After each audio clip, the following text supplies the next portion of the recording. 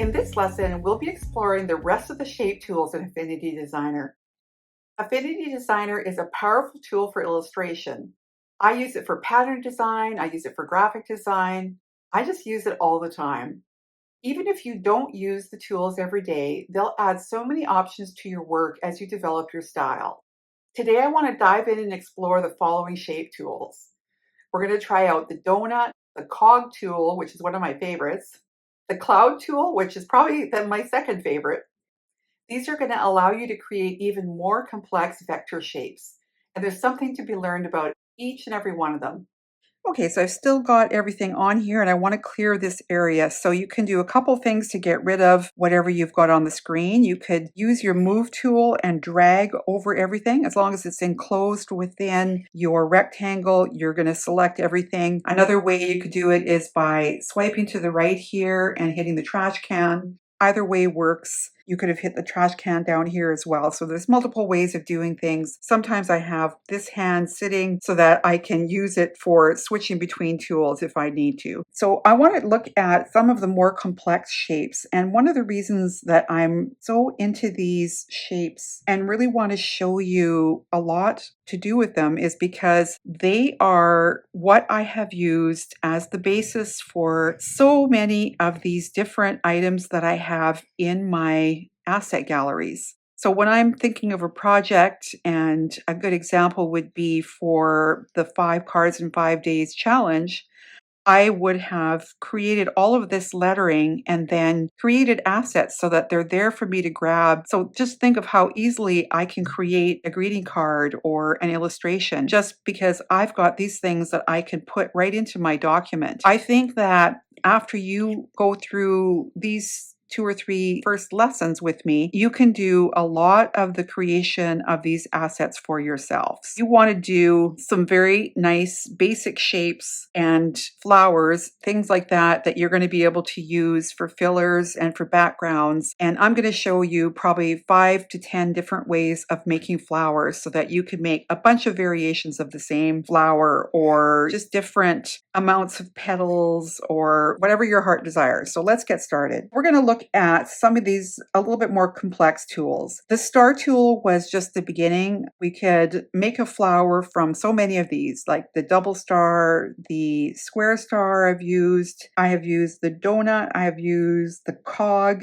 The cog and the cloud here are probably my 2 favorite for creating flowers. There's so many other shapes here that you can use as well. I don't use quite as often, but they can be great for creating specific things. So as we go through lessons and start working on projects, I'll be breaking down some of the other things that I've used. So let's just start.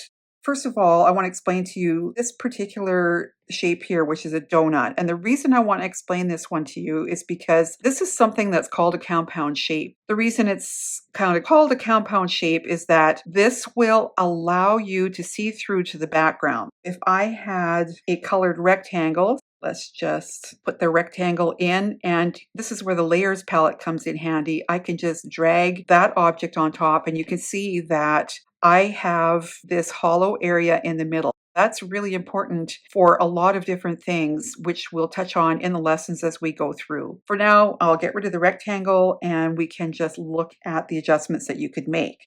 This is something that you can do to make the basis of a flower. I could decide that, okay, this is the center. This is how I want the center of my flower to be sized. Then I could use it to do segments. I could make duplicates and make a bunch of segments that I put together. Once I convert it to curves, you're going to see something a little bit different here in the layers palette.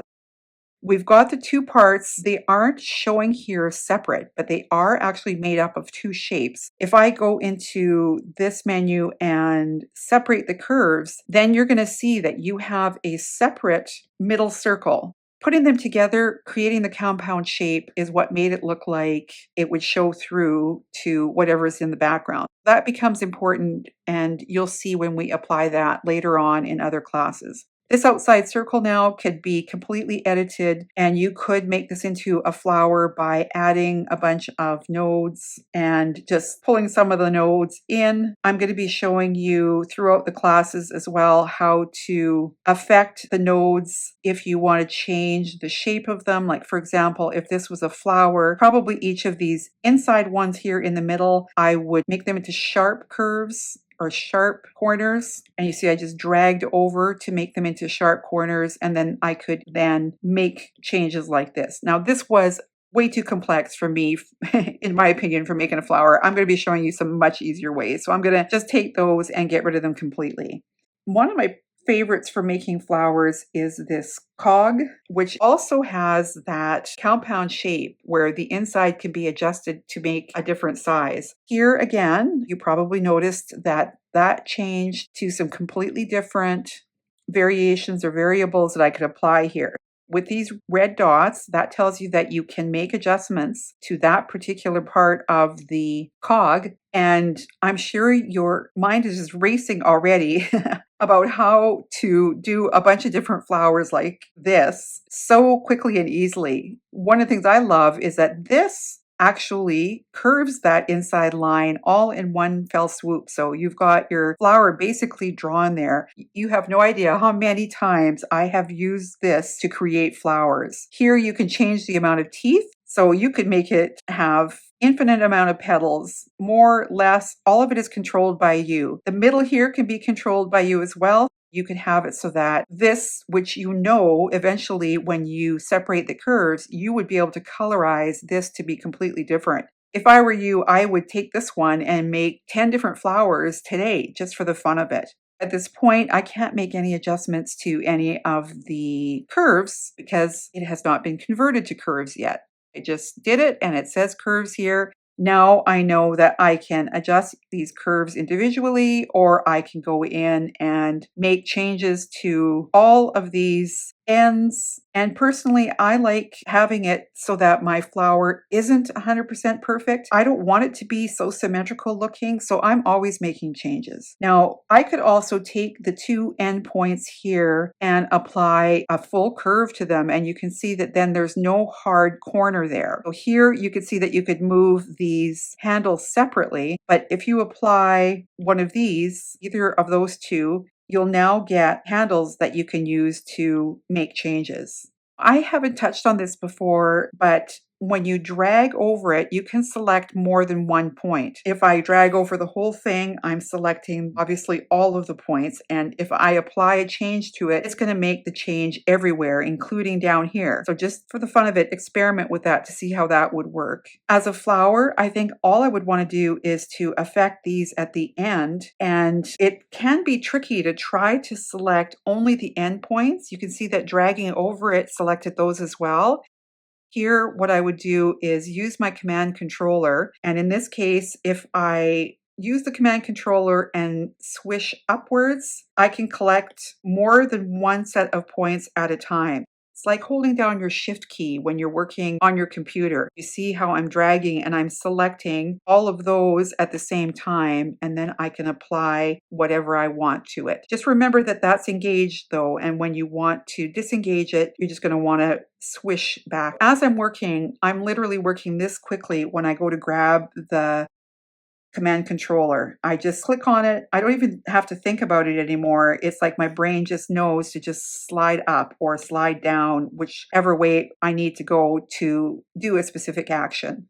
That is one of the advanced tools. So the cog, you're going to want to experiment with a whole bunch of different things here. I can go on and on about these shapes. All of them will have different things that you can affect. Well, the cloud is another one I like to use for flowers. Again, one finger on the screen will allow me to keep the proportion the same. And for this one, this is what you can adjust here. Again, you can change the amount of sides. I'm going to convert it so that I have the ability to go in and make edits. And so then I could go through and really quickly create another flower. And don't let this always end up being your final flower. You can do some pretty cool things like going back now and you could create a second flower within, have it a different color, and select both items. So you can either select both by dragging here to the right, or you can use your move tool and drag over both of them. And up here, you could align in both directions, and you've created another flower that you could add to your assets. We're going to be going over assets later on. I don't want you to be adding assets now because there's a few tricks I want you to know before we get into that. But you can be starting to create these and collecting them along the edge here or something. You could put them on the outside even. You could make them any size you want because we know that with vectors, we can enlarge or reduce them and they never lose any quality. One of the things I want to encourage you to do though is if you have something that has two parts like it does have here, you want to go into this layers palette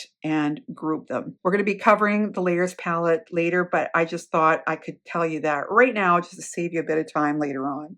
I would want you to go through now and experiment with a whole bunch of these different shapes to see what you can create. You can do flowers quite well with this. You can do flowers with the double star. I want you to just experiment with making all kinds of changes. Check out that bar for every different thing that you are creating so that you can experiment a little bit and make some variations. That could be converted to curves, and we could immediately select the whole thing and make them rounded, and you've created another flower that you could add to your collection of assets, which we will be making later on.